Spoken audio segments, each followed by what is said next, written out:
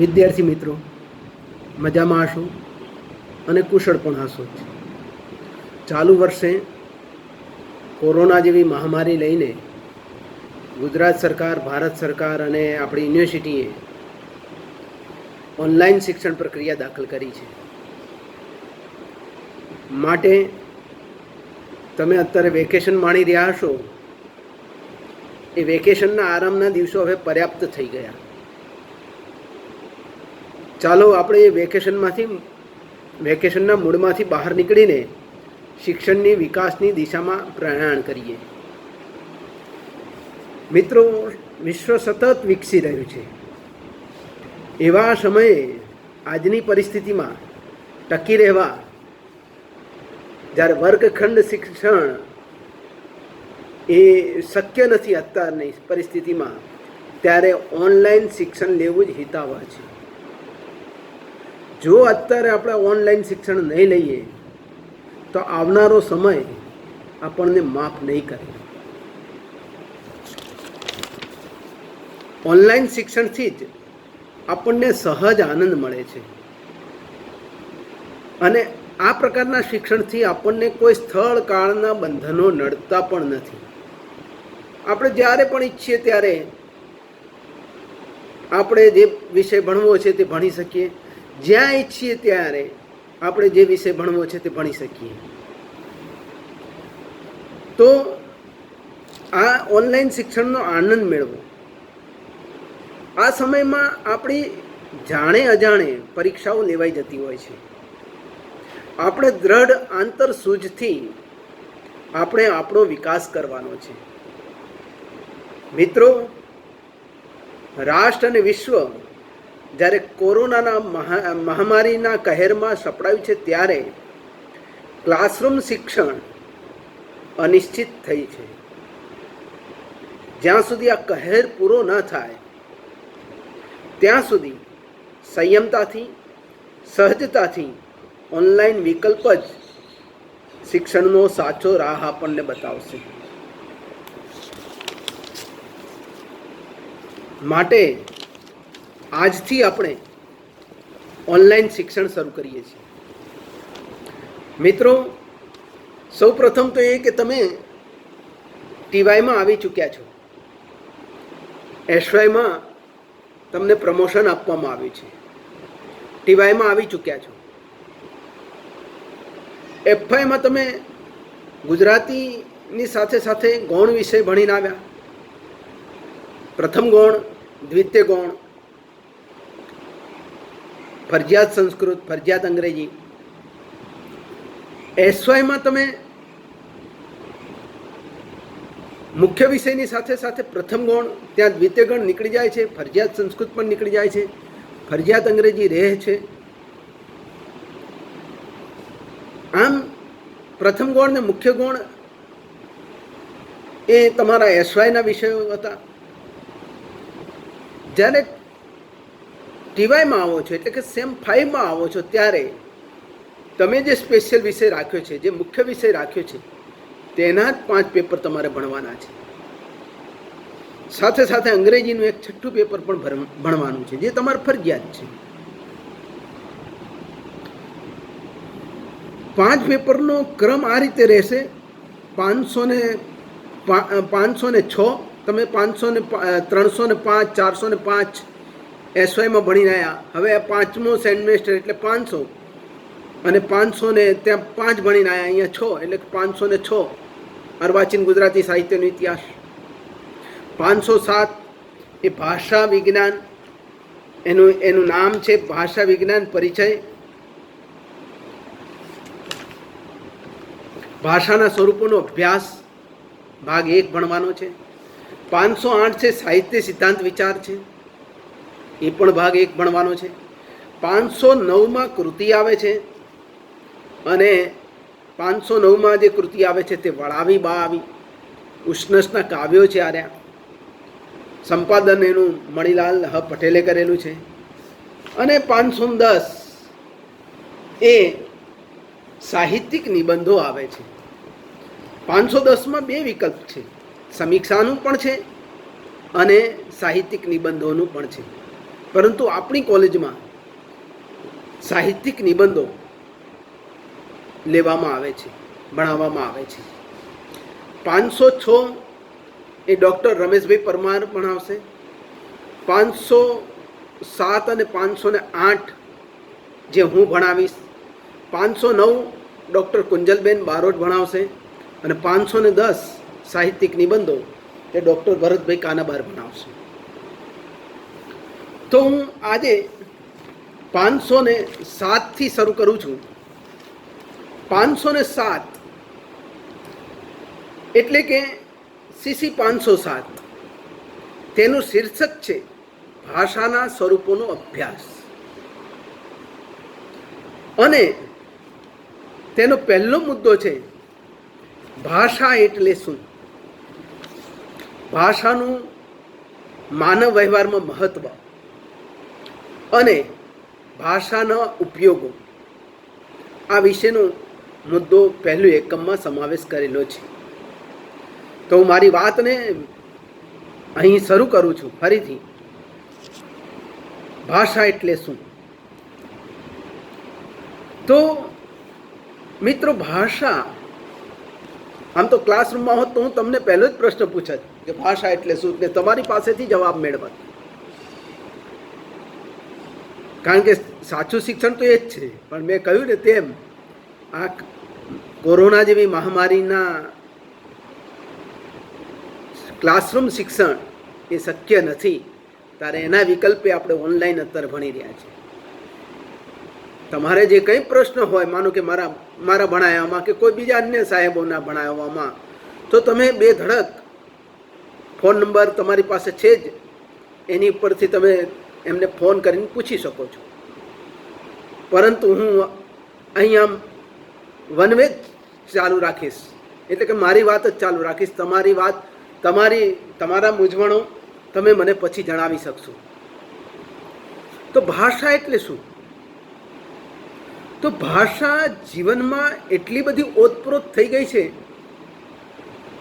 કે આજે આપણે વિચારીએ તો એક ક્ષણ પણ ચાલે એમ નથી. આપણે ઉઠતા, બેસતા, વાંચતા, વિચારતા, લખતા, સૂતા, આપણે ભાષાનો સતત ઉપયોગ કરીએ છીએ. તમને પ્રશ્ન એ થશે કે સૂતી વખતે ભાષા કેવી રીતે? તો આપણે સૂઈ જઈએ છીએ, આપણે ક્યાંય કશું બોલીએ છીએ. પણ મિત્રો, ક્યારેક સ્વપ્ન આવે છે, ક્યારેક વિચારો ચાલ્યા કરે છે અંદર, એ પણ ભાષા જ છે ને. એટલે ભાષા સતત ચાલતી પ્રવૃત્તિ છે, પ્રક્રિયા છે. સતત માનવી 24 કલાક ભાષાથી ઓતપ્રોત રહેલો છે. સતત ચાલે પ્રવૃત્તિ, સતત ચાલે છે. કોઈ ફિલોસોફર બેઠો બેઠો કોઈ ચિંતન મનન કરે, ભાષામાં જ કરવાનો. કોઈ વૃદ્ધ પોતાના સંસારના કડવા મીઠા અનુભવોને વાગડતો હોય કોઈની પાસે, કે પોતાની જાતે એકલો, તે પણ ભાષામાં જ કરવાનો છે. કોઈ વિદ્યાર્થી તેના અભ્યાસના પુસ્તકોનું વાંચન કરતો હોય, મનન કરતો હોય, તે પણ ભાષામાં જ કરવાનું છે. કોઈ અધ્યાપક ક્લાસરૂમમાં અને અત્યારે ઓનલાઈનમાં ટીચિંગ કાર્ય કરતો હોય, શિક્ષણ કાર્ય કરાવતો હોય, તે પણ ભાષામાં જ કરાવવાનું છે. કોઈ લેખક પોતાના અનુભવ જગતને કાગળ ઉપર ઉતારતો હોય, તે પણ ભાષામાં જ ઉતારવાનું છે. અધ્યાપક જ્યારે ટીચિંગ કરે છે ત્યારે વિદ્યાર્થી તેનું શ્રવણ કરે છે, તે પણ ભાષામાં જ કરે છે. કોઈ મોબાઈલ ઉપર કે ઈમેલ ઉપર પોતાનો મેસેજ મોકલતો હોય, તે પણ ભાષામાં જ મોકલવાનો છે. પહેલાં તો પત્ર દ્વારા મોકલાતા હતા, હવે એ રહ્યું નથી. હવે તો મોબાઈલ હાથમાં આવી ગયા છે, એટલે લોકો મોબાઈલ દ્વારા, વોટ્સઅપ દ્વારા, ઈમેલ દ્વારા પોતાનો મેસેજ મોકલતા હોય છે, સંદેશો મોકલતા હોય છે. કોઈ વક્તા ભાષણ હાલતો હોય, તે પણ ભાષામાં જ હાલતો હોય છે. કોઈ વ્યક્તિ અંતરના ઉમળકામને પોતાની વાત વ્યક્ત કરતા ગીત ગાતી હોય, તે પણ ભાષામાં જ ગાતી હોય છે. કોઈ સ્થળે નાટક ભજવાતું હોય, ફિલ્મ રજૂ થતું હોય, તે પણ ભાષામાં જ થવાનું છે. ભાષા ક્યાં ક્યાં નથી. ભાષા ઠેક ઠેકાણે છે. ભાષાનું માનવ સમાજમાં ખૂબ મહત્વનું સ્થાન છે, અસાધારણ સ્થાન છે.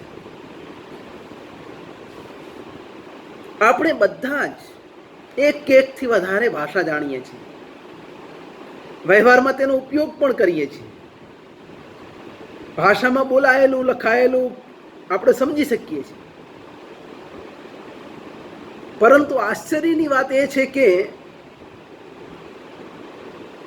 આપણે ભાષા જાણીએ છીએ, ભાષા વિશે ઓછું જાણીએ છીએ. ભાષા વિશે જાણવું એટલે શું? આપણો એક પ્રશ્ન થાય ને. તો ભાષા વિશે જાણવું એટલે ભાષાના ઘટક તત્વો જાણવા, ભાષાના અંગ ઉપાંગો જાણવા, ભાષાના એ તત્વનું સંયોજન કેવી રીતે થયું છે તે જાણવું, તેનું પૃથ્થકરણ જાણવું, એ તત્વોની કાર્ય કરવાની પદ્ધતિ વિશે જાણવું. ટૂંકમાં ભાષાના સર્વે અંગો ઉપાંગોને જાણવા, તે ભાષા જાણી કહેવાય. ત્યારે ભાષા જાણી કહેવાય, ત્યારે ભાષા વિશે જાણી કહેવાય. તો આવી જાણકારી આપતું શાસ્ત્ર તે ભાષા શાસ્ત્ર કે ભાષા વિજ્ઞાન કહેવાય છે. સમાજની અનેક પ્રવૃત્તિઓનો આધાર ભાષા છે. ભાષા વિચાર વિનિમય કરાવે છે, એ વિચાર વિનિમયનું સાધન છે. ભાષા વિચાર વિનિમયનું માધ્યમ છે. સમાજનો વિકાસ જો કોઈ થયો હોય તો તે ભાષા દ્વારા થયો છે અને ભાષાના વિચાર વિનિમયથી થયો છે. ભાષા આપણે બોલીએ છીએ અને સામેનો વ્યક્તિ ગ્રહણ કરે છે અને કાર્ય સિદ્ધ કરે છે. આ થઈ વિચાર વિનિમય. ભાષા વિદ્યુત પ્રવાહ જેવી છે, સતત ચાલ્યા કરે છે, સતત ચાલ્યા કરે છે. વિદ્યુત પ્રવાહ સતત ચાલ્યા કરતો હોય છે. એમ આપણા મનમાં અનેક વિચારો ચાલ્યા કરે છે, ચાલ્યા કરે છે. પણ જ્યારે આપણે મુખ ખોલીએ અને આપણે ભાષા વ્યક્ત કરીએ ત્યારે આપણું કાર્ય સિદ્ધ થાય છે. મેં વિદ્યુત પ્રવાહનું ઉદાહરણ આપ્યું, તો એ જ ઉદાહરણ આપીને હું આગળ, જેમ કોઈ મોટા કારખાનામાં એક સ્વિચ ચાલુ કરે અને કારખાનાના બધા મશીનો ચાલુ કરી નાખે અને કારખાનાનું ઉત્પાદન ચાલુ થઈ જાય, એમ ભાષા સતત ચાલ્યા જ કરે છે, ચાલ્યા જ કરે છે. વિદ્યુત પ્રવાહ તો છે જ એની અંદર. એ કારખાનાના મશીનોની અંદર વિદ્યુત પ્રવાહ, જે અંદર વાયર વહી રહ્યો છે એની અંદર વિદ્યુત પ્રવાહ વહી રહ્યો છે, ખાલી એને સ્વિચ ચાલુ કરવાની છે. એમ આપણી અંદર અનેક વિચારો ચાલ્યા કરે છે, ચાલ્યા કરે છે, ચાલ્યા કરે છે. આપણે ખાલી એને મુખેથી બહાર લાવવાના છે. આપણે આપણી વાતને રજૂઆત કરવાની છે. સામેને વ્યક્તિને ગ્રહણ કરે છે અને એ કાર્ય ગ્રહણ કર્યા પછી એ કાર્યને સિદ્ધ કરે છે. ત્યારે એમ કહેવાય કે ભાષા સાર્થક થઈ કહેવાય. ભાષા સાર્થક ક્યારે થાય? એક માણસ ઉદ્દીપન કરે, બીજો માણસ એને ગ્રહણ કરે અને ગ્રહણ કર્યા પછી એ કાર્યમાં સિદ્ધ કરે, ત્યારે ભાષા સાર્થક થઈ કહેવાય. ભાષાથી માનવ વ્યવહારની વિવિધ પ્રવૃત્તિઓ સતત ચાલ્યા કરે છે. માનવ સમાજમાં એમ કહીએ ને કે ભાષાનું ચાવીરૂપ સ્થાન છે.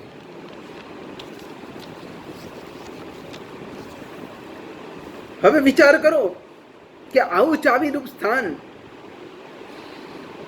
જો અકસ્માતે માનવ પાસેથી ભાષા છીનવાઈ જાય તો માનવીની શી દશા થાય? કલ્પના કરી જો. ક્લાસરૂમમાં હોત તો હું આ કલ્પના તમને કરાવત, પણ ફરીથી પાછો કહું છું કે ઓનલાઈન છીએ આપણે, એટલે મારે જ મારી વાતને રજૂ કરવી પડશે. પણ તમે ઘરે બેઠા આ વાતને વિચાર કરી જોજો, કલ્પના કરી જોજો કે ભાષા ન હોય તો દશા શું આવે, એવી કલ્પના કરવાથી પણ ધ્રુજારી છૂટી જાય એમ છે.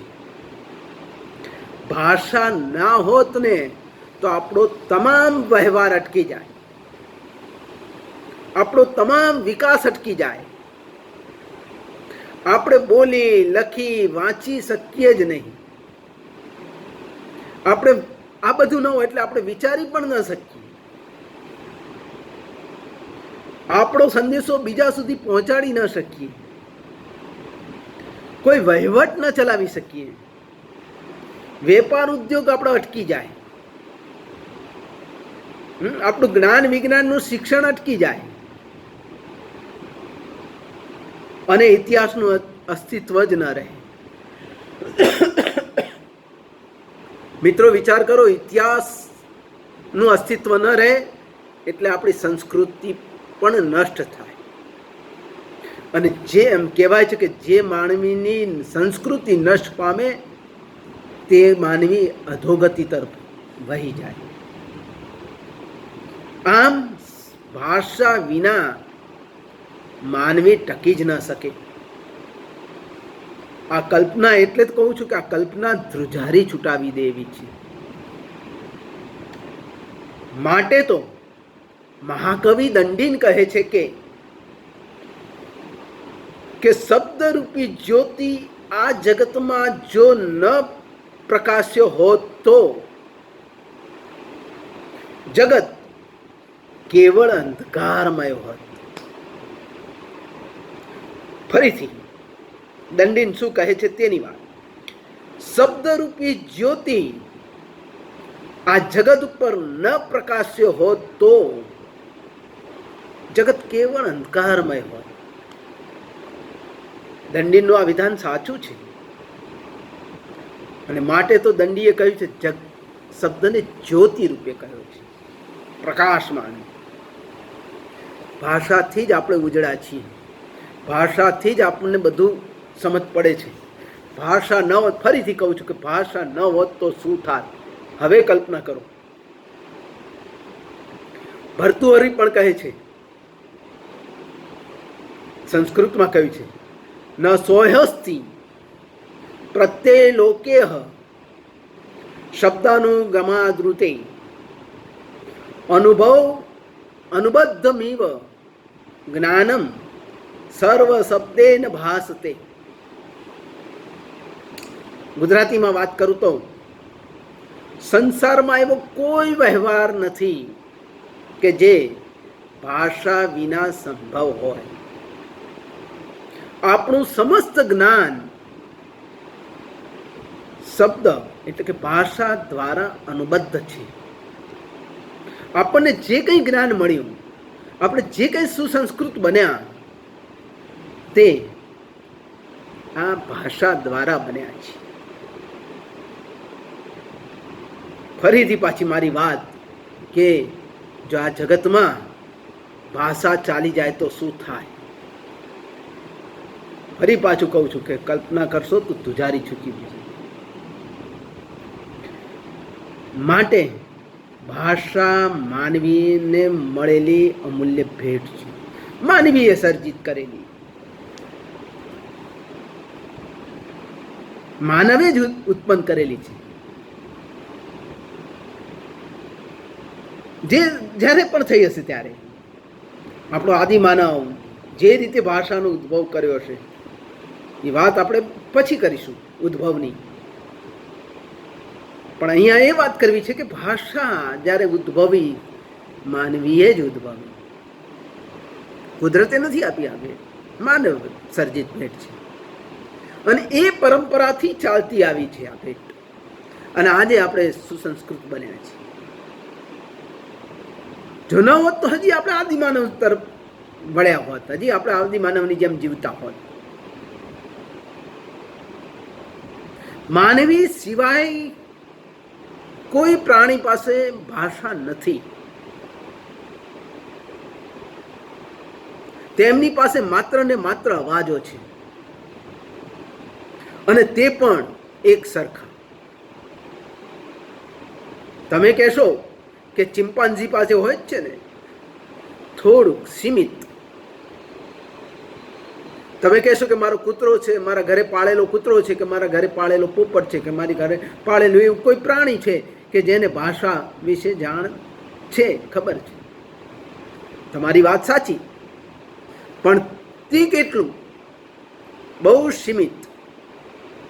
તમે જે શીખવાડેલું છે તેટલું જ.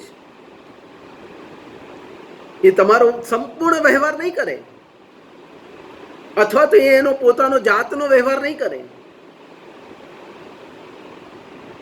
એની પાસે શીખવાડેલા શબ્દો સીમિત પૂરતું જે જાણે છે ભાષા. માનવી જ વધારે જાણે છે. એ પ્રાણી માનવી સાથે વાતચીત નહીં કરી શકે, માનવીના તમામ કાર્યો નહીં કરી શકે. જ્યાં 2 કિલો ગોળ લઈ આવે બજારમાંથી તો એ નહીં લઈ શકે. એ પિક્ચરમાં બતાવે અલગ વાત છે, પણ એ વાસ્તવિક જગત જુદું છે. આપણું એ પ્રાણી માનવી સાથે કોઈ વાતચીત કરવાનું નથી. એ જે કંઈ કરશે ને તે માત્ર ને માત્ર અવાજો કાઢે છે, અને તે પણ એક સરખા.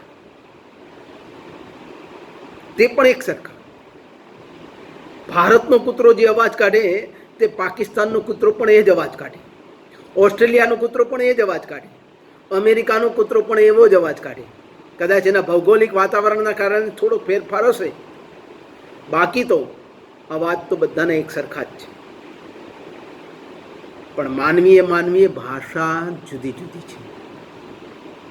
કોઈની ગુજરાતી છે, કોઈની હિન્દી છે, કોઈની મરાઠી છે, કોઈની પંજાબી છે, કોઈની ઉડિયા છે, કોઈની કાશ્મીરી છે, કોઈની તમિલી છે, કોઈની તેલુગુ છે, વગેરે વગેરે. આથી તો કહી શકીએ ને કે ભાષા માનવ સર્જિત છે. માનવીએ આપેલી માનવને અમૂલ્ય ભેટ છે.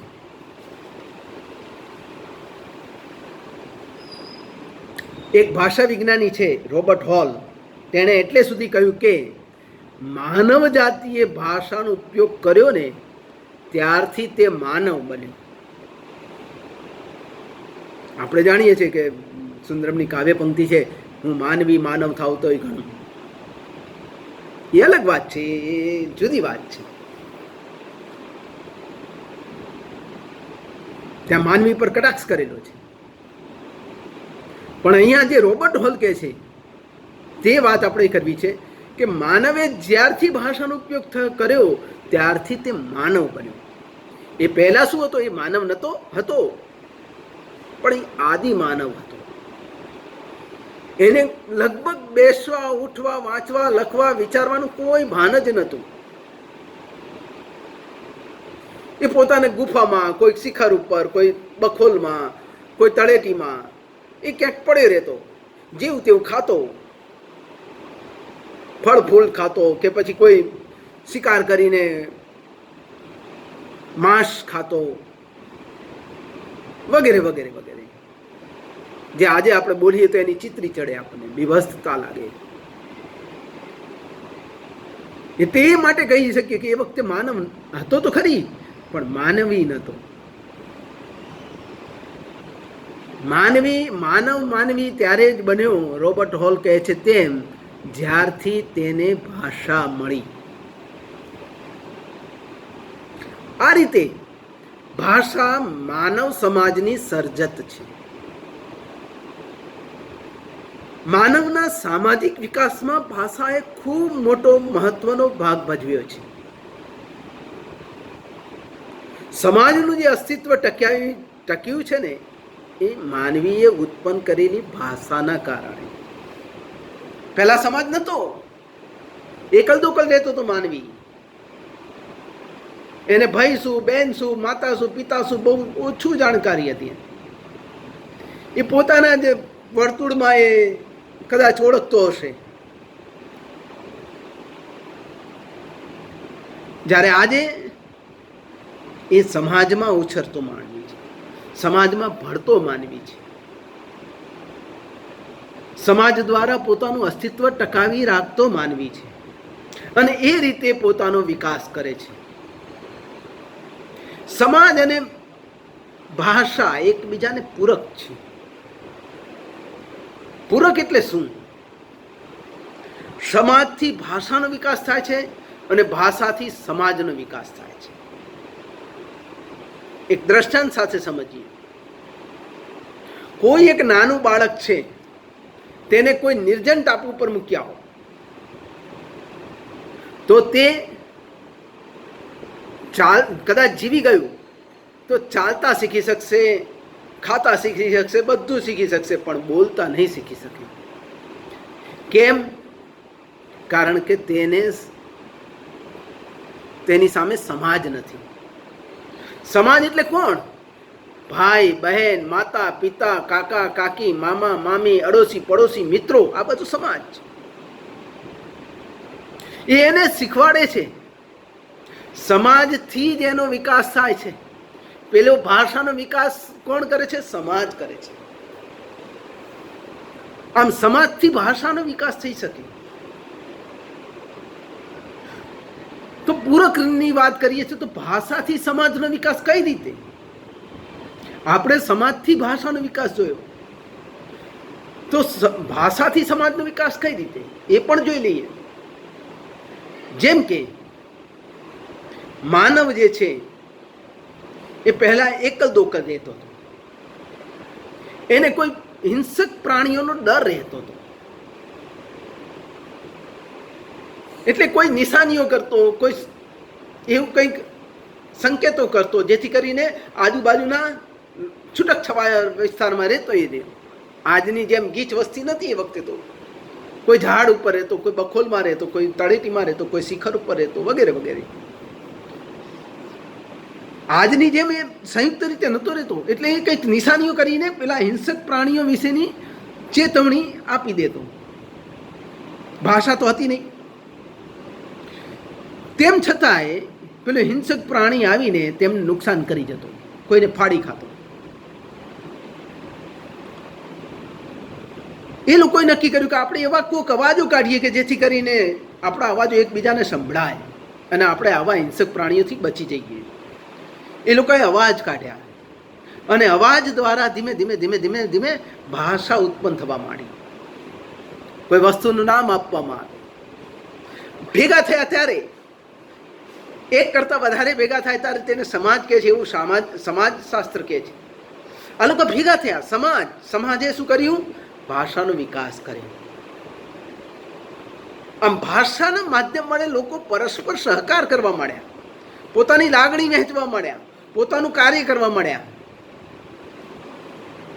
આજે આપણે એમ કહી શકીએ કે જ્યાં સુધી માનવ સમાજ છે ત્યાં સુધી ભાષા ટકશે, ત્યાં સુધી ભાષા રહેશે. આમ સમાજનો વિકાસ ભાષા કરે છે, ભાષાનો વિકાસ સમાજ કરે છે. તો મિત્રો, અત્યારે આટલું જ.